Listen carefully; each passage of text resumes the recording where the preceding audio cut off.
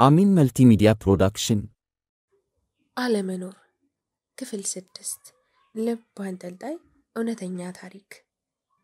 ደራሲ ፊደል፣ ተራኪ ሶፊያ ዩሱፍ። ይህንና መሰል የፍቅር ታሪኮችን ለማግኘት ቻናላችን ሰብስክራይብ ያድርጉ። መልካም ቆይታ። ሞገስ ደግሞ ወንድሜን አስተዋወቀኝ። ያው መጨረሻው ባያምርም ብቻ ግን ጠንቋይ፣ ውሸታምና አስመሳይ፣ አታላይ፣ ብር የሚሰርቁ እንደሆኑ በሱ አይቻለሁ። ሞገሴንም በጣም አታለዋለች። ያልነገርኳችሁ ነገር ግን እኔ እነሱ ቤት ከሄድኩ በኋላ በጣም ሃይማኖተኛ ሆኖ እኔንም ሲያስተምረኝ ነበር። እነሱ ጋር መሄድ አቁሟል። አሁን ላይም ጠንቋይ ስትል በጣም ከፋኝ። ለምን ከእንደዚህ አይነት ሰዎች ጋር ብቻ ሊያገናኘኝ እንደወደደ ግራ ገባኝ። እነሱ ውሸታም ናቸው አልኳት ቁጣ እያልኩኝ። አዎ ግን እነሱ እንዳሏት ስለወለድን በጣም ነው የምታምነው እና ያንቺንም ሄዳ ስትጠይቅ ወንድ መሆኑን ስለነገረቻት ነው አለችኝ። በጣም ነበር የተናደድኩት። ጭራሽ ያላሰብኩትም ያልጠበቅኩትም ነገር ነበር። ምንም እንኳን ወንድ ልጅ በወልድ ራሱ የተፈጥሮ አጋጣሚ እንጂ በእነሱ አይደለም። እነሱ በምንም አቁም ሲጀመር ሰይጣን የልብን ማየት አይችልም። እኔ የጸነስኩት ከ9 ወር በፊት ነው። ፈጣሪ የፈጠረውን የመቀየር መብት የላቸውም እነሱ። በምን ያውቃሉ ብዬ ጮህኩባት። ጥፋተኛ እሷ የሆነች ይመስል እንደ ጮህኩባትም ረስታ እኔን ማረጋጋት ጀመረች። ቁጭ ብለን ስናወራ አመሸን። ብዙ ነገር ስትነግረኝ ቆየች። የሆነ ሰዓት ላይ ልጇን ስታጣጥባ አየኋት። በጣም ነበር የተጸየፍኩት። የበላሁት ነው እንዳለ የወጣው። እሷም ሁኔታዬን ተመልክታ ነገ የምታደርጊውን ዛሬ በዚህ ልክ መጸየፍ ጥሩ ነው እንዴ አለችኝ ፈገግ እያለች። እኔ እንደዚህ ላጥብ አላደርገውም። ባይታጠብስ ይቅራ አልኩኝ የማይደርስ መስሎኝ። እንደዛ የማይደርስ ነገ በራስሽ ሲሆን ግን ምንም አትጸየፊም፣ ፍትግ አድርገሽ ነው የምታጥቢው አለችኝ። ንግግሯ ሙሉ በሙሉ እርግጠኛ የሆነ ሰው ነው የሚመስለው። እኔ ግን ሳላስበው በህይወት የሚጸጽተኝን ንግግር ተናገርኩ። እኔ እንኳን እሱን ላጥብ እንደወለድኩኝ በዚህ ጫካ አቋርጬ ወንዝ ውስጥ ነው የምከተው አልኳት። ትልቅ ስህተት አንቺ እና የለ እንዴ ብላ ወሬውን ቋጨችው። ተጠጋግተን ተኛን። ጠዋት ስነቃ አጠገቤ የለችም። ምግቡን አስጠግታልኝ ሄዳለች። የዛን ቀን ከባድ የሆድ ቁርጠት ያዘኝ። ሙሉ ቀኑን ሲያመኝ ዋለ። አመሻሹ ላይ ገብቼ አልጋው ላይ ቁጭ ብዬ ነበር። አስታውሳለሁ ቀኑ ሐምሌ 21 ነው። ቁርጠት ነው ብዬ የአልጋው ጠርዝ ላይ ተቀምጬ እያለ የሆነ ነገር ወደ ውጭ ይገፋኛል። መተንፈስ እየከበደኝ ነበር። ረቦኝ መስሎኝ ምግቡን ልበላ ስቆም የሆነ ፈሳሽ ወረደ። ግን የምጥ ምልክት መሆኑን አላውቅም ነበር። አጋጣሚ ነው ብዬ አለፍኩት። ለመንቀሳቀስ ስሞክር ግን ወደ ታች የመጋፋት ስሜት ተሰማኝ። ያስጨንቃል። በሰዓቱ የመጣልኝ ሐሳብ መቀመጥ ስለነበር አልጋው ላይ በጀርባ የተኛው። እንቅልፍ የሚባል አልወሰደኝም። የሆነ ነገር ድርስ እያለ ይመለሳል። እኔ እንዲሁም ጭንቀት አልችልም። እንኳን በዚህ ልክ እንደለመድኩትም ባይዝርግፍ አለ። ሳለቅስ በረጅሙ ለመተንፈስ ስሞክር ሌሊቱን ሙሉ በጭንቅ አሳለፍኩ። ታውቃላችሁ መቼም ስሜቱ በጣም ከባድ ነበር። በስንት ዓመቷ እንደወለደችኝ ባላውቅም እናቴን አሰብኳት። ምንም ያህል ብትበድለኝም ብታስከፋኝም እንኳ እናት የሚለው ቃል ክብር ይገባዋል። ከማርገዙ ምጡና የአራስነት እንቅልፍ አልባ ሌሊቶች ሁሉም በጣም ከባድ ናቸው።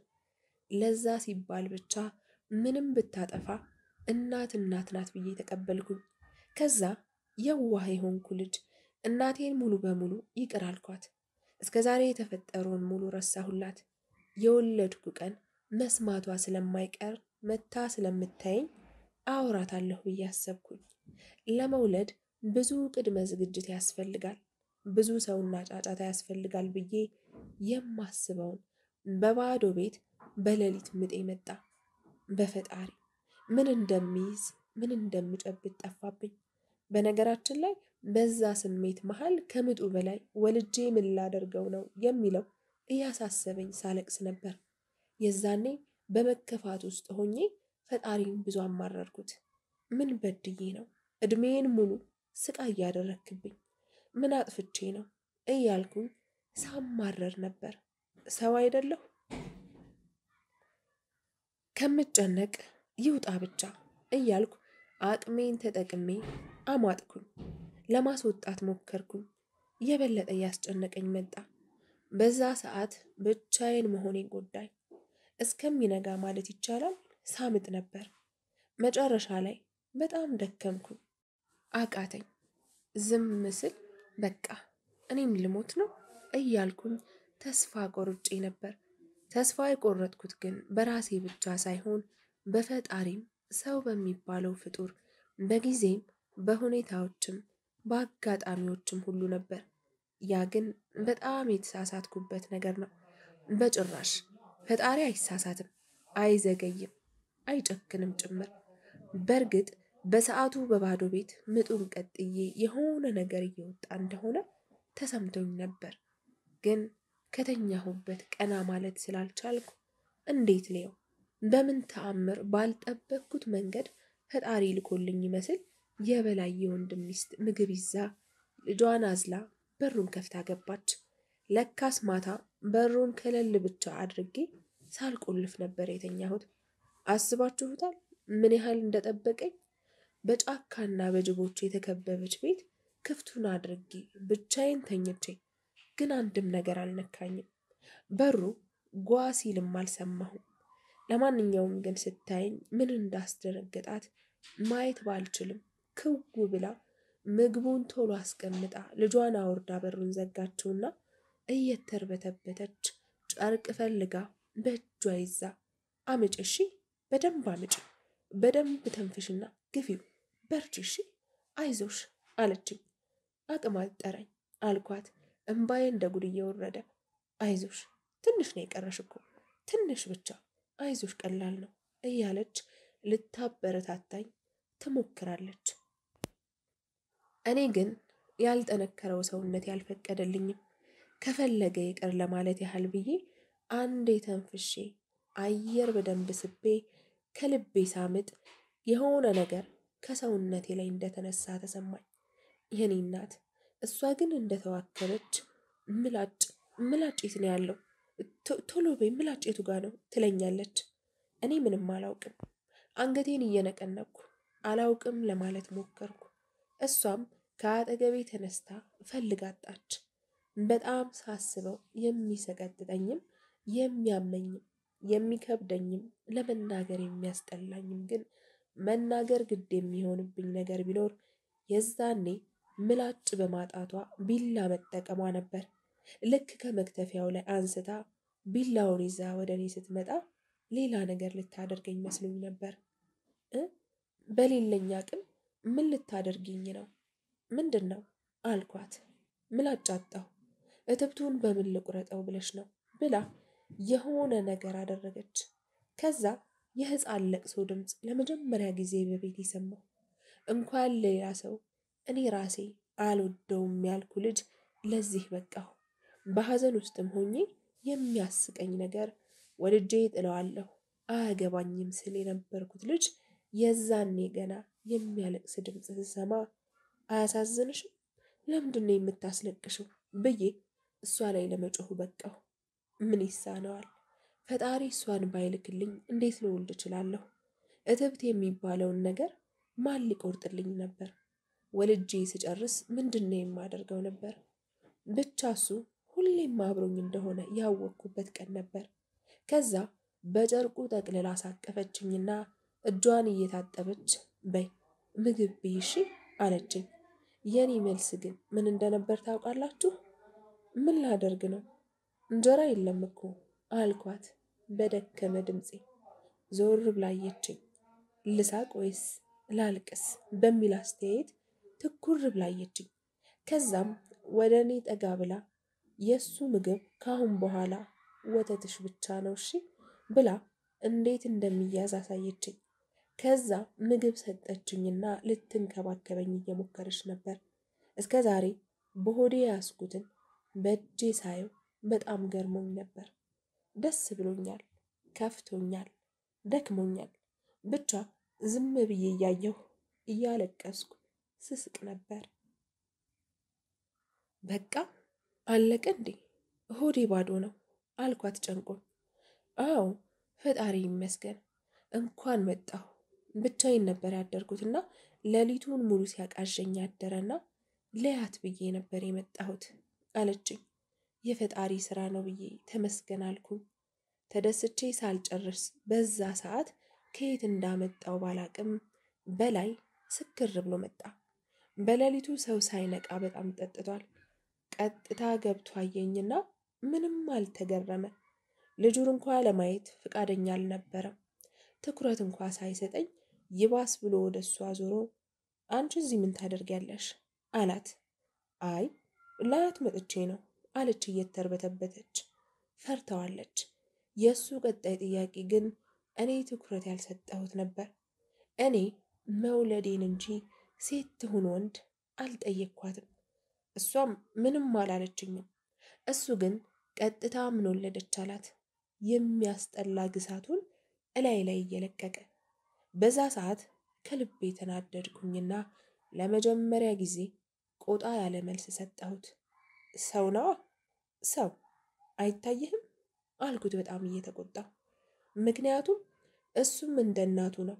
ጉዳዩ ሰላም ስለ መውለዴ ሳይሆን ወንድ ወይም ሴት መውለዴ ላይ ማለት ጾታ ላይ ነው የሚያተኩረው። ወንድ ነው አለች ፍጥን ብላ።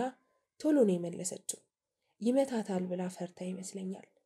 ገና ወንድ ነው ከማለቷ ቃል ሳይተነፍስ ገዳዳ አፈር ብሉ እየተንገዳገደ ተመልሶ ሄደ።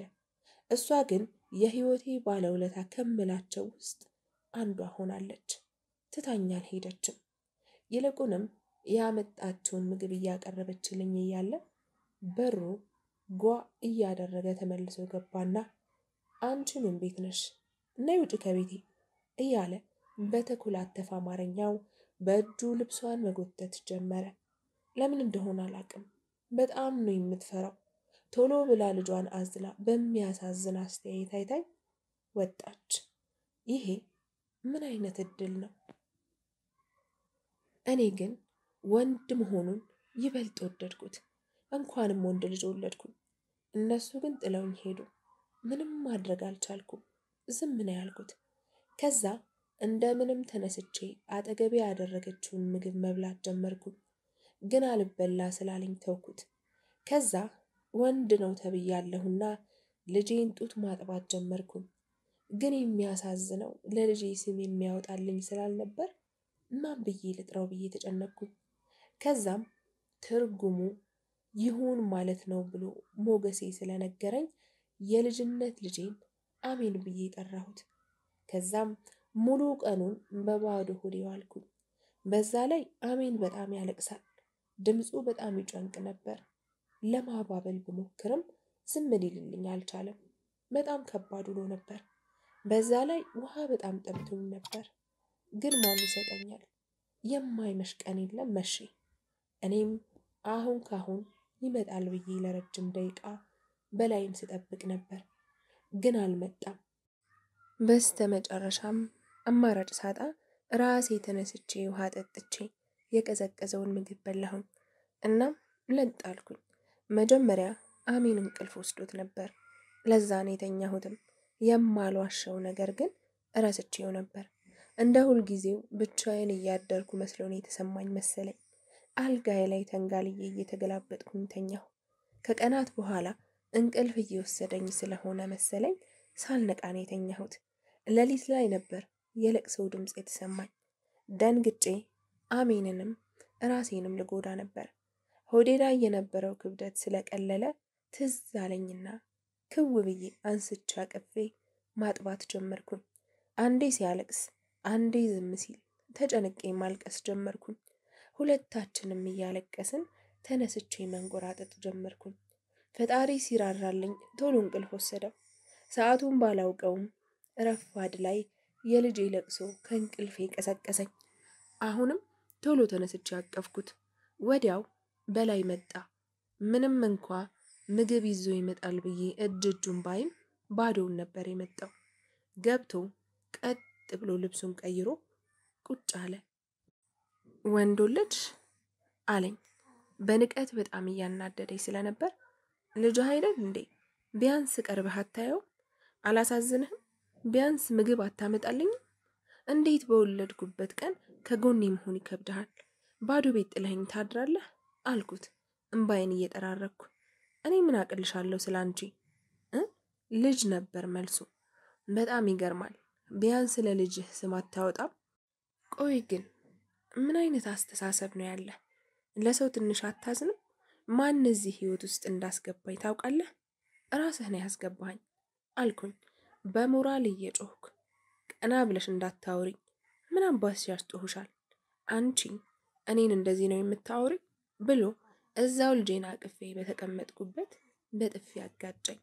ጭራሽ ይባስ ብሎ ያለምንም ምክንያት የምር ሊመታኝ ከልብሱ ላይ ቀበቶውን አንስቶ ሳያስብ ሲወረውረው ልጄን እንዳይመታው ከለልኩት። እሱ ግን ጭራሽ ራሱን አዘጋጅቶ ወደ እኔ ሲመጣ በሩ ክፍት አለ። በእርግጥ የኔ ህይወት ሰቅጣጭ፣ ለማመን የሚከብድ ቢሆንም በዛው ልክ የሆነ ችግር ሲያጋጥመኝ ፈጣሪ የሆነ ነገር ልኮ ያበረታኛል። በህይወት ውስጥ በአጋጣሚ የምናገኛቸው መልካም ነገሮች ሁሉ ከፈጣሪ ታስበው የተላኩ ናቸው ብዬ አምናለሁ። ለኔም በዛ ሰዓት ከየት መጣች ሳልላት ከ2 ወራት በኋላ ሰላም ሰተት ብላ ወደ ውስጥ ገባች። በላይም እንደ መደንገጥ ብሎ ቀበቶውን ወደ ኋላ አደረገው። እንኳን የማያውቃትን አንዲት ሴት ማንም ቢመጣ የማይፈራውና ምንም ነገር ቢሆን የማይተወው ሰውዬ እሷን ሲያይ ለምን እንደዚህ ሆነ? እሷን ብትሆን ልክ ስትገባ እሱን ስታይ ደንግጣለች በጣም። በላይ እንዴት ነህ? እዚህ ምን ታደርጋለህ? አለችው። ሰላምታ ተቀያየሩ። ምንም ሊመልስ የፈለገ አይመስልም። ዞር ብሎ አየኝ። እሷም ሐሳቧን ወደ እኔ አዙራ በፈገግታ ሆና አሜንንም እኔንንም በተራ ሳመችንና ውይ የኔ አበባ ጉንጮቹን ነካ ነካ እያደረገች በጣም ይቅርታ አብሬሽ መሆን አልቻልኩም፣ ብዙ ስራ ነበረብኝ፣ ለዛ ነው። ደግሞ መቼ ወለድሽ? ጤና ጣቢያ ወሰዱሽ? ባለቤትሽስ? ብዙ ጥያቄዎችን ደረደረች። በጊዜው ዝም ነበር ያልኳት። ወንድ ነው አይደለም? አሁንም እየነካካችው። ከዛ በላይ መቆየት ያልቻለው በላይ ቀና ብሎ አይቶኝ ቤቱን ለቆ ወጣ። በላይ በላይ እያለች እስከ በር ወጣች፣ ግን አላናገራትም። ተመልሳ መታ ምን ሆኖ ነው? ምንሽ ነው እሱ አለችኝ። ዘመድ መስሏት ነበር የመሰለኝ። እኔ ግን ቀጥታ ከመመለሴ ይልቅ ትተዋወቃላችሁ ብዬ ጠየኳት። ለትንሽ ደቂቃዎች ዝም ነበር ያለችው።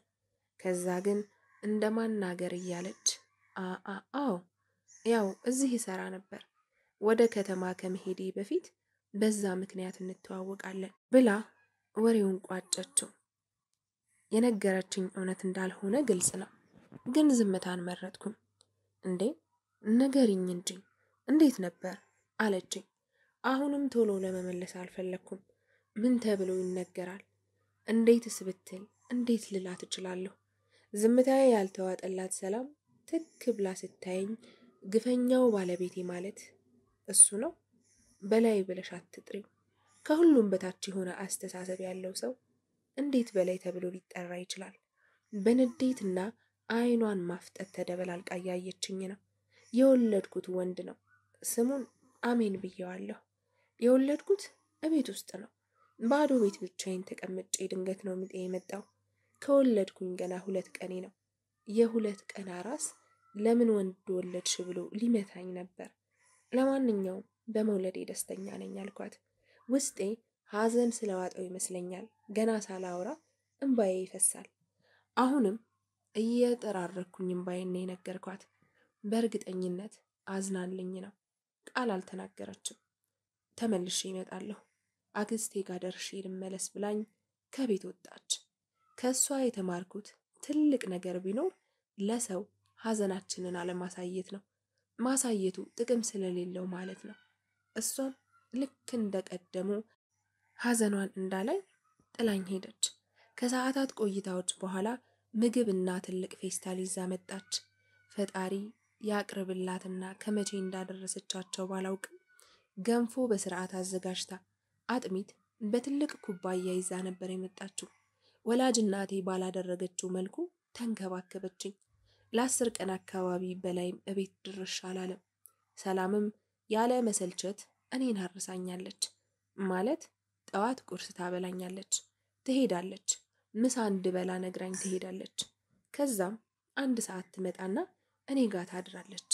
ጠዋት ሄዳ ቁርስ በልተን ትወጣለች።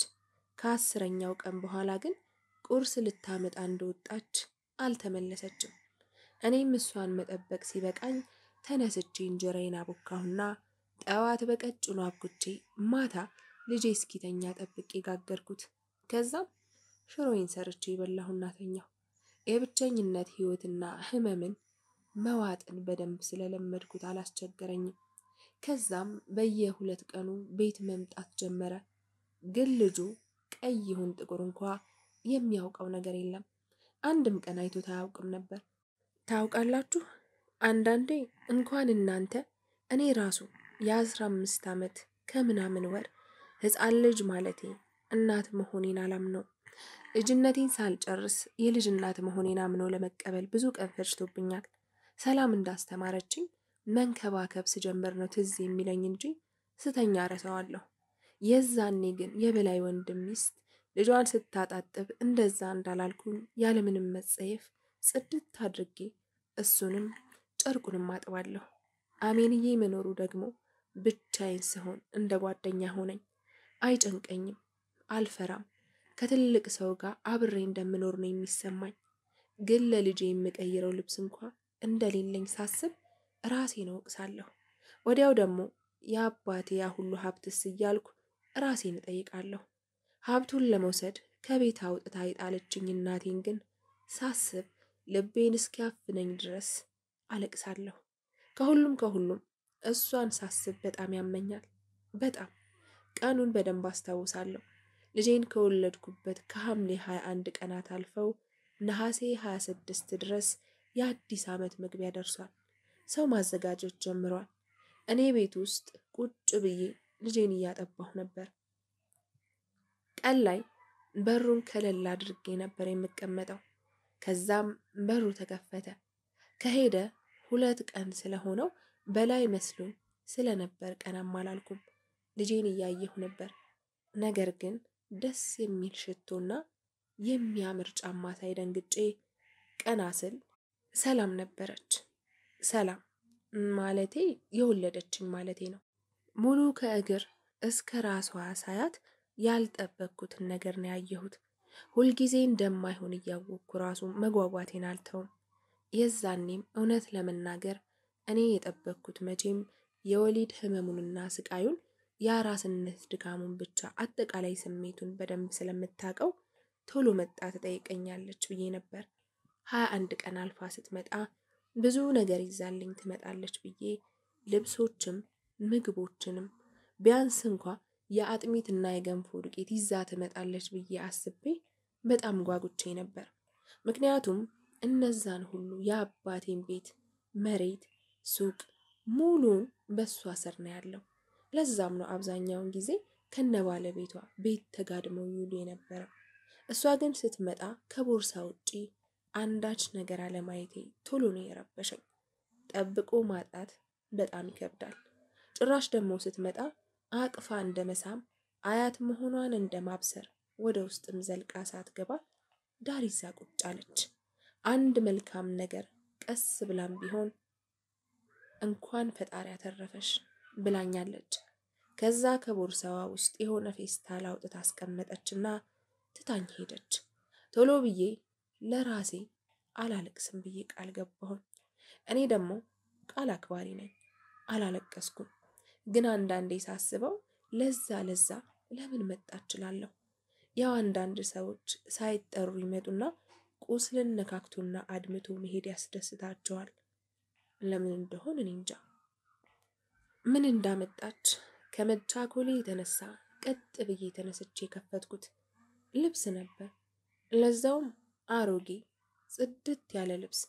ያው አዲስ መግዣ ብራታ ነው ብዬ አለፍኩት። ግን ያው አሜኑ ሰላም ካመጣችለት በቀር ሌላ ልብስ ስለሌለው ምንም አላልኩም። በዛውም ልቀይርለት ብዬ በሩን ልዘጋ ስዞር ከበላይ ጋር ቆማ እያወራች ነው። ጠጋ ብዬ ልሰማም አልፈለግኩም። ተመልሼ ለልጄ ልብስ ቀየርኩለት። ከዛ ተመልሼ ተኛሁ። ከዛም ራሴን ሙሉ በሙሉ አጠነከርኩኝ። ምክንያቱም ቀኑ እየሄደ ነው። በዛ ላይ የልጄ ክርስትናና አዲስ ዓመት አንድ ላይ ናቸው። የአንድ ቀን ልዩነት ነው ያለው። በዛ ሰዓት ከጎኔ ማንም እንደማይኖር ስለማውቅ ራሴን ማዘጋጀት ነበረብኝ። ግን ምን እንደማደርግ አላወቅኩም። ክፍል 7 ይቀጥላል።